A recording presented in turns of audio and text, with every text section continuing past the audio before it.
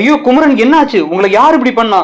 அப்ப அது எல்லாமே பொய்யா, அந்த சிந்து கிருஷ்ணா எல்லாமே அப்படின்னு ஒரு அதிர்ச்சியான ஒரு திருப்பத்துக்கான ப்ரெடிக்ஷன் தான் அது. ஸோ இப்போ வந்து பார்த்தீங்க அப்படின்னா வந்து குமரனை காணோம் அப்படின்னு வந்து ஒரு பெரிய ஒரு பிரச்சனை இவங்க தலையில் உருண்டுகிட்டு இருக்கு. இப்போ வந்து எப்படியோ அந்த கம்பெனி விவகாரத்தெல்லாம் சரி பண்ணி கிருஷ்ணா கிட்டக்க பொறுப்பை நம்பி ஒப்படைச்சிட்டு இப்போ வந்து விஜய் வந்து இதுக்கப்புறமா ஆஃபீஸில் பிரச்சனை இல்லை, எப்படி இருந்தாலும் அந்த ஒரு பெரிய கண்டத்தை தாண்டிட்டோம், இதுக்கப்புறம் நம்ம சொல்கிறத எல்லாரும் கேட்க ஆரம்பிச்சிட்டாங்க தாத்தா, நீங்கள் கவலைப்பட வேணாம், கொஞ்ச நாளைக்கு சித்தப்பா மட்டும் ஆஃபீஸ் பக்கம் வர வேணாம் அப்படின்னு சொல்ல அன்பு அப்படியே முறைச்சிக்கிட்டு இருக்காரு. அன்பு அப்படியே மீசையை முறுக்கி முறைச்சு, எப்படி நீங்க ஆஃபீஸ் நடத்துறீங்கன்னு பாக்குறான்டா அப்படின்னு சொல்லிட்டு, இன்னொரு பிரச்சனை உங்களுக்கு இருக்குடா, நாங்க ஒரு ஆப் வச்சிருக்கோம் அப்படின்னு அவர் மனசுல மைண்ட் வாய்ஸா பேசிக்கிட்டு இருக்க.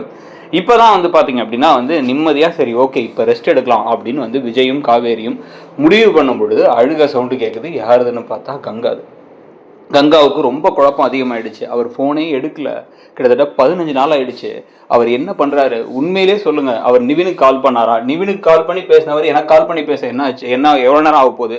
அதுவும் 5 நாளைக்கு முன்னாடி நிவினுக்கு கால் பண்ணாரு, நீங்க எனக்கு கால் பண்ணவே இல்லையே அப்படின்னு அவங்க பேசிக்கிட்டு இருக்க. இப்பதான் விஜய் காவேரியை தனியா கொண்டு போய், காவேரின்னு அவங்க கிட்ட ஒரு உண்மையை சொல்லணும், குமரனை யாரோ கடத்திட்டாங்கன்னு நினைக்கிறேன், என்ன நடக்குது அப்படின்னு ஒன்றும் புரியல, குமரன் விஷயத்துல ஒரு பெரிய ஒரு சந்தேகம் இருக்கு, எங்களுக்கே வந்து ரொம்ப குழப்பமா இருக்கு, நானும் நிவினும் வந்து இதை பத்தி யோசிச்சுட்டு இருந்தோம், நிவின் இப்போ ஆல்ரெடி மலேசியால தான் இருக்காரு அப்படிங்கிறத சொல்றாங்க. மலேசியாவில் இன்னும் பல உண்மைகள் தெரிய வரப்போகுது.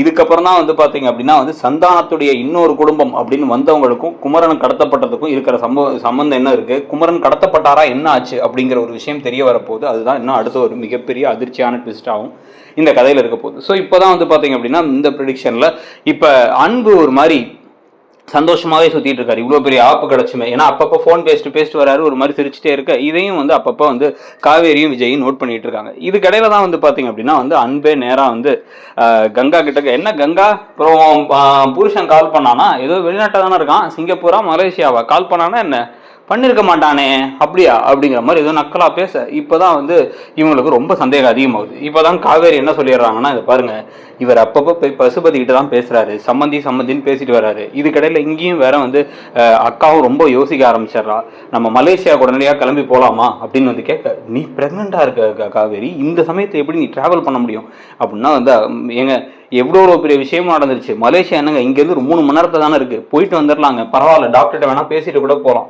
எனக்கு நிஜமா அங்கே போய் மாமாவை கையில் கூட்டு வந்ததுக்கப்புறம் தான் எனக்கு நிம்மதி ஆகும். நிவின்கிட்ட கேட்டால் நிவின் வந்து அவர் எங்கே இருக்காருன்னே கண்டுபிடிக்க முடியலங்கிறாரு, உங்களால் தான் கண்டுபிடிக்க முடியும், நம்ம போகலாம் அப்படின்னா, நான் போகிறேன் காவேரி, நீ வர வேணாம் அப்படின்னு வந்து பேசிக்கிட்டு இருக்கும் பொழுது, அப்போ என் புருஷனை யாரோ கடத்திட்டாங்களா அப்படின்னு குரல் கேட்குது. பக்கத்தில் பார்த்தா இந்த பக்கம் கங்கா நின்றுட்டு இருக்காங்க.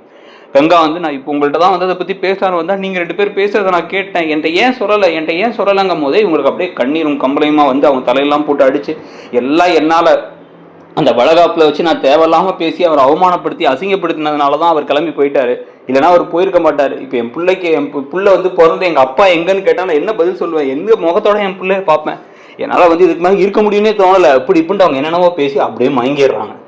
மைனோடனே தான் அவங்க ஹாஸ்பிட்டலுக்கு கூட்டு போயிட்டு உடனே ஐயோ என்னாச்சுன்னு சொல்லி செக் பண்ணலான்னு சொல்லிட்டு செக் பண்ணால் டாக்டர் வந்து பாருங்க அவங்க ரொம்ப குழப்பத்தில் இருக்காங்க, அவங்களுக்கு பிரச்சனையே வந்து அவங்க ஹஸ்பண்ட் வேணுங்கிறது தான், அவங்க ஹஸ்பண்டை சீக்கிரமாக கூட்டுவாங்க, அவங்க ஹஸ்பண்ட் கண்ணில் பார்த்தப்பறம் தான் அவங்க நிம்மதியாவாங்கங்கிறாங்க.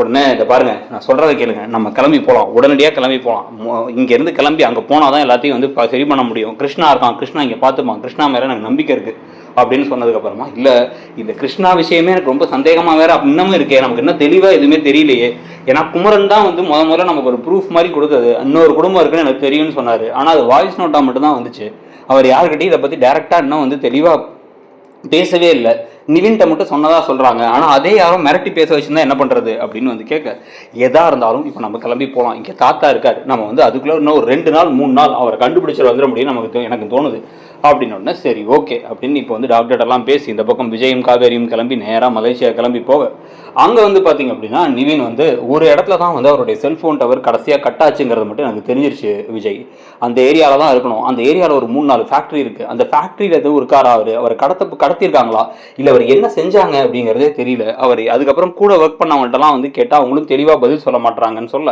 உடனே கூட ஒர்க் பண்ண இங்கேருந்து கூட்டு போனவர் வந்து கூப்பிட்டு விசாரிக்கிறாங்க.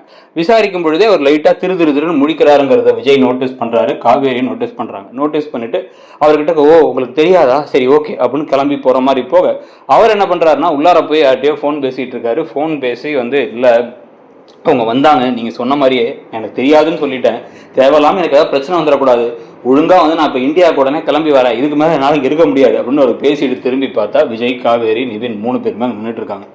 உண்மையை சொல்கிறா, எங்கே இருக்காங்க அப்படின்னு வந்து கேட்க, ஐயோ எனக்கு தெரியாது எனக்கு எதுவுமே தெரியாது அப்படின்னு வந்து அந்த அவர் திருப்பி பேச, அவர் நல்லா மூக்கு 2 குத்து குத்துனதுக்கப்புறமா அவரே இப்போ வந்து ஐயோ எனக்கு எதுவும் தெரியாதுங்க, ஒரு 3-4 பேர் எனக்கு கால் பண்ணாங்க, கால் பண்ணிட்டு இந்த இடத்துக்கு அந்த குமரனை கூட்டு போய் விட்ட அப்படின்னா வந்து உடனடியாக வந்து உனக்கு வந்து ஒரு 10 லட்ச ரூபா பணம் கிடைக்கும், அப்படி நீ விடலை அப்படின்னா உன் ஊரில் இருக்க உன் பொண்டாட்டி பிள்ளைங்க எல்லாமே காலி ஆகிடும் அப்படின்னு வந்து மிரட்டினாங்க. எனக்கு வேற வழி தெரியல, அதனால தான் நான் அதை பண்ணேன், என்ன எதுவும் பண்ணாதீங்கன்னு சொல்லிட்டு இந்த இடத்துல கொண்டு போய் தான் விட்டேன் அப்படின்னு வந்து அந்த 3 அபேண்டன் ஃபேக்டரியில் ஒரு ஃபேக்டரியை பற்றி சொல்ல, உடனே இப்போ இந்த ஃபேக்டரி பக்கம் போகலான்னு போய் பார்த்தா அங்கே 2-3 ஆட்கள் உள்ளார வெளிலலாம் போயிட்டு கையில் வந்து ஆள்லாம் வந்து ஏதோ கேங்ஸ்டர்ஸ் மாதிரி இருக்கிறத மட்டும் அவங்கள பார்க்குறாங்க. பார்த்ததுக்கப்புறமா தான் டக்குன்ட்டு விஜயும் காவேரி, இதுக்கப்புறம் வந்து காவேரி நீ காருக்குள்ளே வெளில மட்டும் வந்துடாது அப்படின்னு சொல்லிட்டு விஜயும் நிவினும் வேகமாக கிளம்பி போய் அங்கே ஒரு சண்டையெல்லாம் செஞ்சு உள்ளார போய் பார்த்தா உள்ளார குமரன் இருக்காரு. குமரன் அப்படியே வந்து தலையிலலாம் அடிபட்டு ஒரு மாதிரி சாப்பாடு கூட ஒழுங்காக போடாமல் விழுந்து கிடக்கிறாரு. உடனே அவரை பிடிச்சி இழுத்து அவருக்கு டக்குன்னு வந்து அவருக்கு ஃபர்ஸ்ட் எய்டெல்லாம் கொடுத்து இவங்க தண்ணியெல்லாம் கொடுத்து அவர் கூப்பிட்டு வந்து அவர் திருன்னு முடிக்கிறாரு. முழிச்சு இல்லை என்ன சொல்ல சொன்னாங்க, அவருக்கு ஒரு ஃபேமிலி இருக்குது மாமாவுக்கு அப்படின்ட்டு, எனக்கு ஆக்சுவலாக அப்படின்னு அரசல் புரசலாக கேள்விப்பட்டிருக்கேன், ஆனால் அவங்களை நான் பார்த்தது இல்லை, ஆனால் இவங்க தான் அவங்கன்னு சொல்லுன்னு சொன்னாங்க. மாமாவுக்கு ஒரு ஃபேமிலி இருந்துச்சுங்கிறது உண்மைதான், அது இவங்க தானாங்கிறது எனக்கு தெளிவாக தெரியாது. அதுக்கு மட்டும் இல்லாமல் என்னை கடத்தினதே வந்து வேற ஏதோ ஒரு காரணம் ஒன்றும் சொன்னாங்க, அது என்ன காரணங்கிறத அவங்க பேசிக்கவே இல்லை. அவங்ககிட்ட இங்கிட்டு பேசிட்டு இருக்கும்போது பார்த்தா விஜய் காவேரி அப்படிங்கிற பேரும் அடிபட்டுச்சு. இன்னொன்று என்ன அடிபட்டுச்சு அப்படின்னா ஏதோ ஒரு எஸ்டேட்டு அப்படின்னு பேசினாங்க, என்னன்னே எனக்கு புரியல அப்படின்னு அவர் ஏதோ சொல்ல ஆரம்பிக்க அவருக்கு எதுவுமே இன்னும் தெளிவா தெரியலங்கிறத புரிஞ்சுக்கிட்டு அவரை இந்தியாவுக்கு திருப்பி இவங்க கூட்டு வந்துட்டு இதுக்கு பின்னாடி பசுபதி தான் இருக்காரு அப்படின்னா இந்த பக்கம் அந்த கிருஷ்ணா, சிந்து இவங்க எல்லாத்தையுமே வந்து உண்மையிலே அவங்க தான் அனுப்பி வச்சாங்களா, இல்லை இவங்க ரொம்ப நல்லவங்களா இருக்கும் பொழுது இவங்களை நம்ப வைக்கிறதுக்காக அவங்க உண்மையிலே வந்தவங்க தான், உண்மையிலே சந்தானத்துடைய குடும்பம் தான், ஆனாலுமே வந்து பாத்தீங்க அப்படின்னா நம்ப வைக்கிறது குமரனை கடத்திட்டு கூடவே பழி வாங்கறதுக்காக தான் பையனை கடத்தினதுக்கு பழி வாங்கறதுக்காக குமரனை போட்டு தள்ளணும்னு நினைச்சாங்களா அப்படிங்கிற மாதிரி பல கேள்விகளுக்கு அடுத்தடுத்து பதில் கிடைக்கிற மாதிரி கதை போகுமா. குமரனை இப்படிதான் கதைக்குள்ளார சேர்க்க போறாங்களா. இதுக்கடையில வேற கமருதீன் வெளில வந்துட்டாரு பிக் பாஸ்ல இருந்து, ஆனாலும் வந்து அவர் குமரனா இருக்க தொடர்றதுக்கு வாய்ப்பு இல்லை. இன்னொருத்தர் வரப்போறாருன்னா அங்கங்க அரசல் புரசலா வதந்திகள்லாம் பரவிட்டு இருக்கு, அது உண்மையா இருக்க போதா, குமரனுடைய ரீஎன்ட்ரி எப்படியா இருக்க போது, இல்லை அந்த கேரக்டரே முடிக்கிற மாதிரி விஷயத்த பண்ண போறாங்களா, நீங்க என்ன நினைக்கிறீங்க அப்படிங்கறத சொல்லுங்க. இந்த சீரியல் போற விதத்துல இந்த மாதிரி ஏதாச்சும் ஒரு ஹை வோல்டேஜான ஒரு ட்ராக் இருந்தாதான் அந்த கதையை இப்போ சூடு பிடிக்கும். இப்போ ஒரு மாதிரி தேமையானு போயிட்டு இருக்க மாதிரி இருக்கு.